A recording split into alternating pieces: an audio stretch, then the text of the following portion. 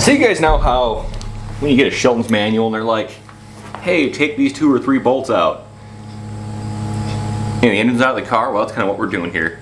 I thought it'd be a good way to show you guys kind of how things are actually done, to visualize this so you know, okay, this is where the stuff should be on my engine.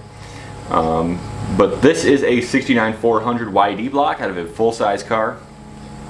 This starter is not retracting.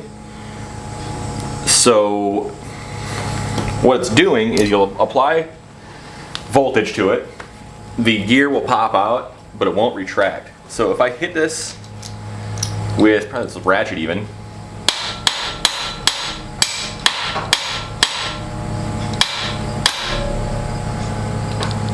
I don't know if you catch that on microphone, but it made a like bell ringing doom sound, and that was it moving backwards finally after all that tapping. Now hopefully the new starter doesn't do that. So what you're going to need is a extension, a 9/16 socket. There are 2 bolts on this. They're both going to be underneath the car on the driver's side.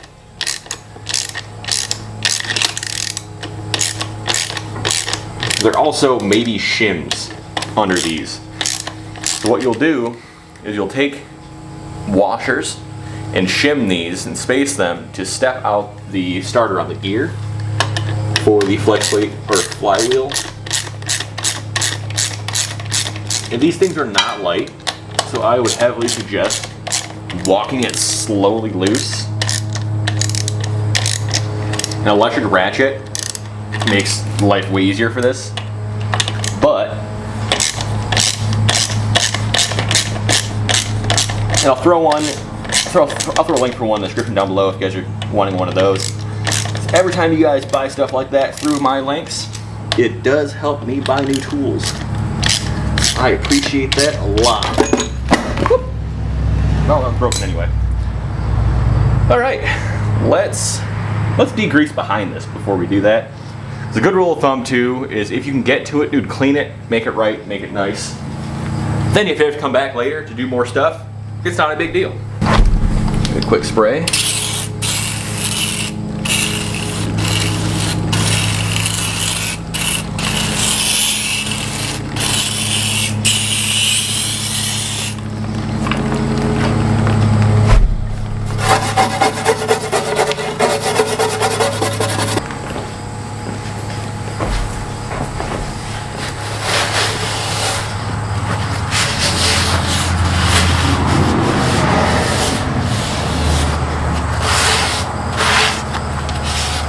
It's not quite ready for paint like that, but it's at least a little cleaner and easier to work on, and easier to identify new issues. I'm guessing this entire oil pan probably leaks right at the top of that seal. Mainly because they almost all do. And we don't know how to shim these until they're actually like in place. Ugh. So take a starter off like 8 or 9 times is not uncommon if you're struggling to get the right shim.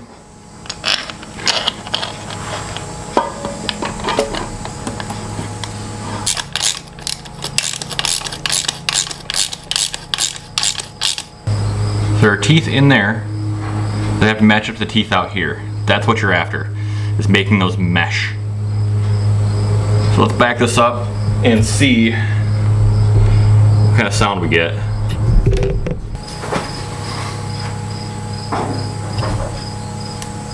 This engine is just not wanting to spin.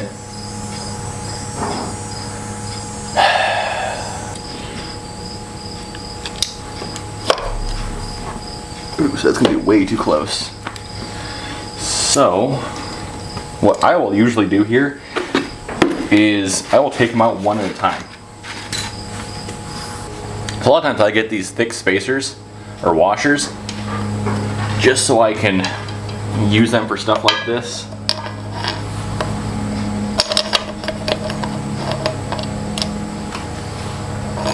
But to make life easier,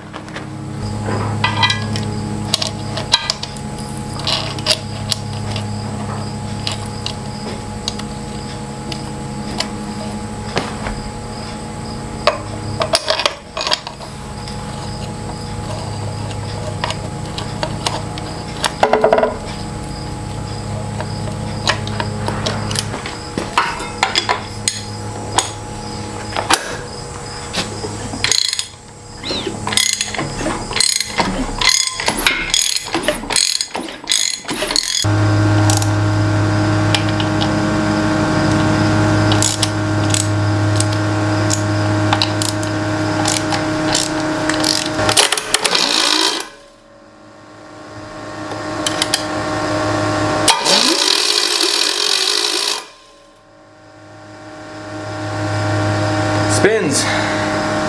That is installing a starter and even testing one. If you guys like what you're seeing here, please like, please subscribe.